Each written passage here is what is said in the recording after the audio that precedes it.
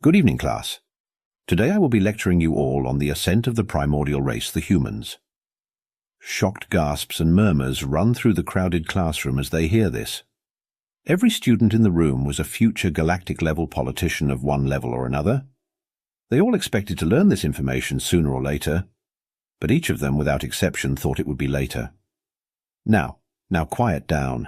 I understand the shock of learning it this early, but countermeasures have already been put in place. For one, you all have had your memories scanned discreetly for the past 6 months. Secondly, over these 6 months of classes, a mimetic agent has been thoroughly rooted in each and every one of your minds. Outrage and shouting began among the students at this insane level of invasion into their privacy. But a quiet, gentle voice spread across the whole room as though it came from space itself. It was a soft whisper, but it seemed to overwhelm all the shouting voices. Calm down, everyone. Your school and teachers are not the ones who did these things. It was myself, in fact, who did all of that. We can't have greedy or corrupt people learning my people's secrets after all.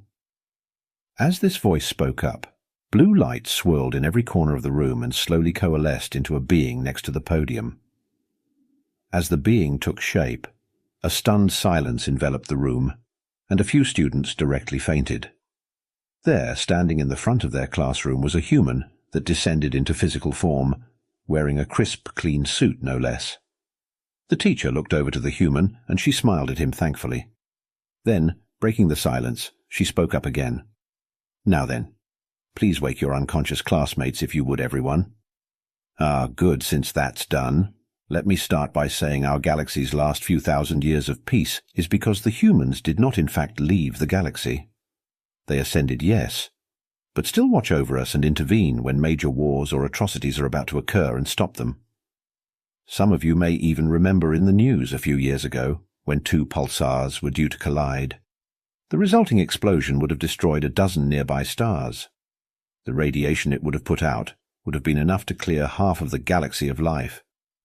Well, the humans descended and transported one of the pulsars to another galaxy altogether. So while it appears they are gone, they are here watching over us like guardian angels. Now then, Jonathan, would you like to give your lecture to these eager students? Jonathan smiled wide and jumped right into the lecture without any hesitation, a clear look of pride on his face. Why, yes, I'd love to. So, as you all heard, humans are still around. I'm kind of physical proof of that now, aren't I? Yes, we did ascend, yes, we did abandon our physical bodies, but no, we have not stopped watching this galaxy. In the higher plane we have physical bodies again, but we can come back down here to live as energy if we so choose. The laws of reality up there are a bit different, closer to the fundamental secrets of the underlying structure of reality, really. That's why any species decides to ascend. We complete our understanding and research on this plane, this dimension. It's also a basic requirement for ascension. If you don't have 100% of the laws of this level figured out, your mind won't be able to handle the way laws and even basic physics work up there. Anyway, that's enough of all of that. I can't spoil too much about the higher dimensions. So, let's get into the how of humanity, shall we? It started a long time ago in the human year 2100, or somewhere around there. It's the human year 34,000 now, and due to this large amount of time, specific dates from that far back were lost. Anyway, it started back then, shortly after the unification of Earth. We had just finished a devastating war of ideology, the last one we would ever have, in fact. We lost a full 60% of the human population at the time.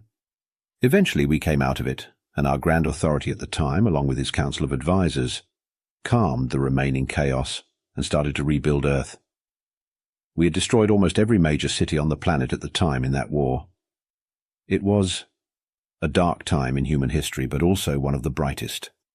After everything was settled, we began to advance rapidly for the betterment of ourselves, of each other, and our society as a whole. One of these advancements was realizing that one of our most deadly diseases, cancer, could never be cured by conventional medicine. We learned this because we fully sequenced and understood the genetic structure of ourselves. That's when a bold idea was put forward by a medical researcher who was typically ousted by his peers. He had the idea of an internal gene vault. The idea was that a template would be added inside of the body of a person, and cells could only replicate from this template. People called him mad for the idea, and he could get no traction until a terminal stage 4 cancer patient volunteered to undergo his treatment. This researcher repurposed some nanobots used in cellular reconstruction for nerve damage cases. He programmed them so that if there were any cells in the body that did not match the information of a person's own template, the bots would attack and destroy any cell. The only leeway for variance was in neurons, as they simply change too much as we live our lives. A 20% change allowance for them was given to account for neuroplasticity. This made it so cells could replicate and grow naturally, but too much decency was culled. To the surprise of much of the medical community, the stage 4 patient was better in a matter of a single month. The ousted researcher was suddenly praised and hailed as a genius by his peers. But he wasn't done yet, not by a long shot. His next step was to make it so that cells would be unable to replicate on their own. He set a chemical trigger in each and every cell in the human body, and without it, the cell wouldn't replicate. Then he made it so a separate set of nanomachines would carefully administer and synthesize this chemical only to cells who had healthy and perfectly intact telomeres. With this step, he made us biologically immortal, and his name will be forever celebrated in human society. Now, before we continue on to the next part, any questions? Instantly, a single appendage of every student in the room went up, and a few light signals were given by aquatic species. Seeing this, Jonathan smiled wide and slowly went through every question, noting a few interesting ones like Q. If humans had nanomachines for medicine already, why was this not done sooner? Because before the Great War there was corporate greed and corruption. These nanomachines were hidden away and only used by the rich and powerful. Or Q. Why was the researcher called mad? That idea seemed rather brilliant. It was against the norm, and we hadn't quite established at that point that unique and non-standard ideas were the ones that should be most encouraged. We got our mentality for science backwards for most of our history, scoffing at ideas that weren't mainstream. But the essence of science itself is to question everything and consider all angles. None should be shunned unless disproven. And finally, Jonathan's favourite. Q. Wait, this was only the starting point for human ascension? This would be a plateau for any other race. Yes, this was the starting point. Humanity is a curious and greedy species by nature. We took this nature and focused it towards learning rather than selfish gain. Our curiosity made it so that unless we learned literally everything, we would always seek more information and knowledge. Our greed made us hunger for that knowledge like nothing else. Once all of the questions were answered, Jonathan continued on with his lesson. So that was the first step we took, biological immortality.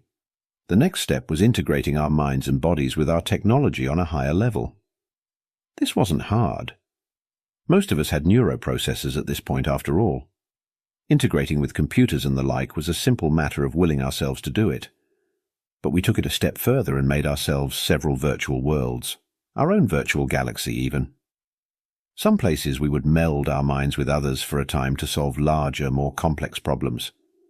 In others, we would simply play games and have fun that the pesky conventional rules of reality disallow, but a virtual one does. We integrated with not only our machines, but with our own bodies more thoroughly. Using our neuroprocessors, we connected the more instinctual or unconscious parts of the brain to the parts used for higher thinking, memory and the like. We gained total mastery of the flesh, but we noticed even with perfect control over our minds and bodies, something was off. We couldn't control emotions. No matter what we did, something always interfered. So we went through everything and looked it over and came to the only logical conclusion: the soul. We determined that the soul had to exist, but we couldn't seem to measure it or determine its location in the body. We tried for centuries with technology that to many of you would be inconceivable. Microscopes using artificial types of radiation that could view individual quarks, for example. We used every scanner, every sensor imaginable, but we just couldn't find the soul. We knew for a fact it had to exist and be measurable, somehow. Eventually, someone decided to look at ancient pre-war records and crackpot theories. Eventually, we came across one that seemed outlandish. But remember, at this point, outlandish ideas were like prized gems. So we read up on it, and essentially it said, I have a theory of my own about energy, not thermal, gravitational, or electrical, but biological energy. Ki, mana, life energy, psychic energy, and all the other names we give it. People write it off as non-scientific, but I would like to posit that perhaps this energy is real, and we simply are dismissing it because it sounds too strange. But the truth is often stranger than fiction, and I believe this is also the case here. When you run electricity through a wire or any non-superconductor, what happens? It generated an electric or electromagnetic field, right? The resistance is what causes it, but that's not important here. What if mana, chi, and the like are simply the electromagnetic field that the nervous system of the body is giving off? Psychics, or energy users, or whatever you want to call them, simply figured out a way to control this field based on how energy flows through our nervous system and our flesh. A muscle in the brain that humanity long since forgot how to flex for some reason or other. If we could learn to control this energy again, wouldn't we as humans with nothing but our organic bodies be able to manipulate energy and do things we would consider magical or psychic? Using our energy field to interact with energy outside our bodies and change the universe around us with it? I do wonder if maybe this would allow us to know once and for all if there is a soul. For if there is a soul, it is surely a form of energy. And should we learn to consciously see, feel, hear, and interact with energy in these ways, we would know of our soul. This document inspired many, and we began meditating and looking inwards to our own bodies to find answers. Eventually a method was found and formed the foundation of what we ended up calling cultivation. This founding method inspired dozens more, and eventually we knew for a fact how to control the energy fields of our bodies. Decades later, someone finally did it. They were able to sense their own soul. The power they wielded was immense.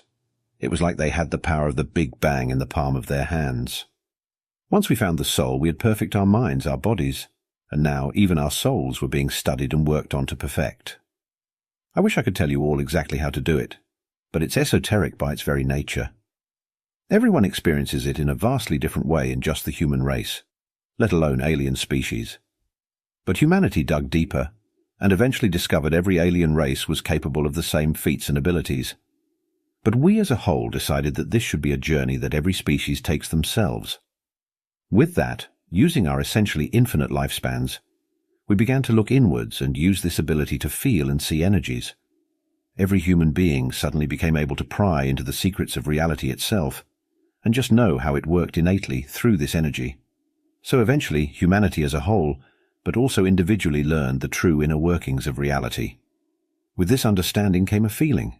We felt the next level, another type of energy. Once we reached enlightenment about our reality, we began to feel the walls of the very dimension we live in. We felt the restrictions of third-dimensional space, like a boulder on our chests.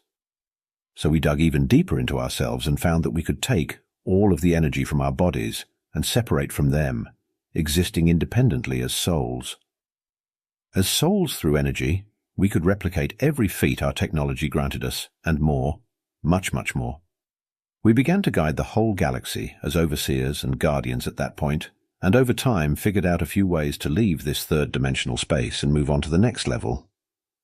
Now, we are what you all know of as myths and legends, the godlike creatures you all look up to. Though almost all of us hate being called gods or anything similar, we are human, and it is the rightful place of gods to tremble at our feet if they exist. Why should we be called something lesser? All life in the universe in humanity's eyes, in fact, is greater than a so-called god. But I'm ranting now. That is the full story of how humanity ascended. Any final questions? Every appendage in the room shot up again, and many more lights flicked on. Jonathan smiled and shook his head as the students began shouting their questions like younglings again. Not like the adults in a college-level class they actually were.